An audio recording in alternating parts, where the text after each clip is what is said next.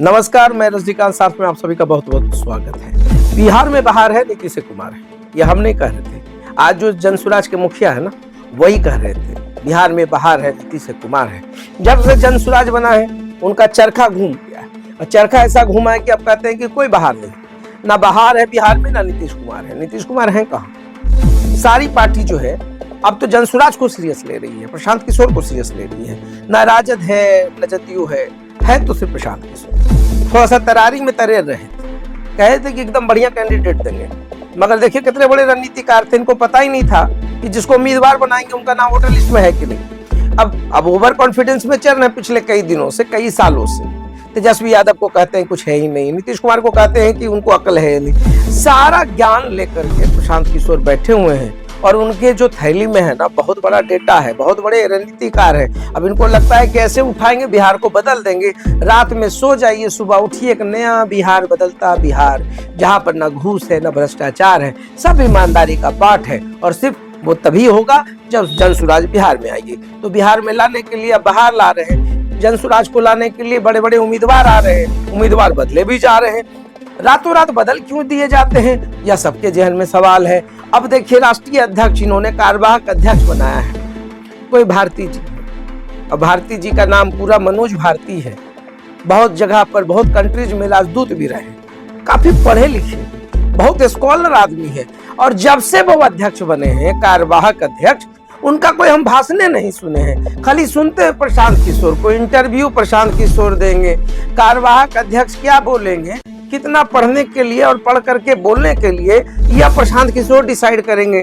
हम तो भाई खुले मंच पर अभी तक नहीं सुने हैं। अगर आप लोग सुने होंगे तो एक आध क्लिप भेज दीजिएगा, ताकि हम सुने कि किस तरीके से वो रणनीति बनाते हैं सर। मगर बिहार में तो एक चीज है, दंगल दिलवार है प्रशांत किशोर। उपचुनाव में सारी जो हैसियत है वो सबको पता चलने वाली है। ये उपचुनाव जो है उनके भविष्य का फैसला कर देगी सर।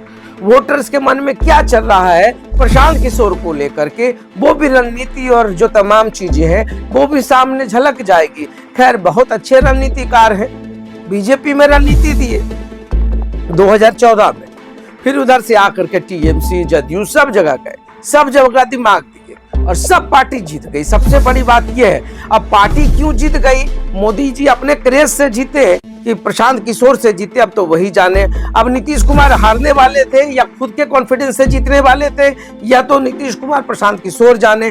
मगर अभी बिहार में बहुत मजा आएगा सर। एक से एक सब जनसुराज पे गाना गा रहा है, सब कह रहा है हम उम्मीदवार, हम उम्मीदवार, हम उम्मीदवार। और प्रशांत किशोर किसी को तो कहते ही नहीं कि आप उम्मीदवार नहीं है, सभी को कहते तैयारी कीजिए। और एक एक विधानसभा में 50-50 आदमी तैयारी कर रहा है, और सब कह रहा है कि हम उम्मीदवार होंगे, हमको प्रशांत किशोर कहे। मगर 50 आदमी एक साथ बैठ ही नहीं रहा है, क्योंकि यह गाना सबके सामने बज चुका है। और पूरी तैयारी है जोश के साथ पूरे बिहार में, लग रहा है फैंटम स्टाइल में है प्रशांत किशोर। बिहार बदलने वाला है सर, उपचुनाव के बाद और बदल जाएगा। 2025 के बाद तो खैर कहना ही नहीं है। पूरे बिहार में जनसुराज और वो यात्रा शुरू होने वाली है, फिर से ईमानदारी की। कहीं केजरीवाल के वर्जन 2 तो नहीं है, ये विपक्ष कह रहा है, हमको मत बोलिएगा। विपक्ष कह रहा है कि कहीं बीजेपी 2 तो नहीं है, ये मैं नहीं कह रहा हूँ, यह विपक्ष कह रहा है सर। अब तेजस्वी जी केजरीवाल से तुलना कर दे रहे हैं या बीजेपी से, वो जाने, मगर आप तो बहुत चीज कह चुके हैं। और देख लीजिए तेजस्वी यादव कहे हमको फर्क नहीं पड़ता है, बिहार की राजनीति में उनका अच्छा खासा वोट बैंक है, वो काहे के लिए घबराएगी। जदयू भी काहे घबराएगा, बीजेपी भी क्यों घबराएगा। तो जब घबराएगा नहीं तो फिर क्या क्या होगा। तो प्रशांत किशोर जी को देखना है, उपचुनाव के बाद उनसे हम बात करेंगे। अगर नहीं करेंगे तो अपॉइंटमेंट लेंगे, मगर मिलेंगे जरूर और फिर पूछेंगे कि बाहर कैसे आने वाला है। तो देखते रहिए सार। तो बहुत बहुत धन्यवाद।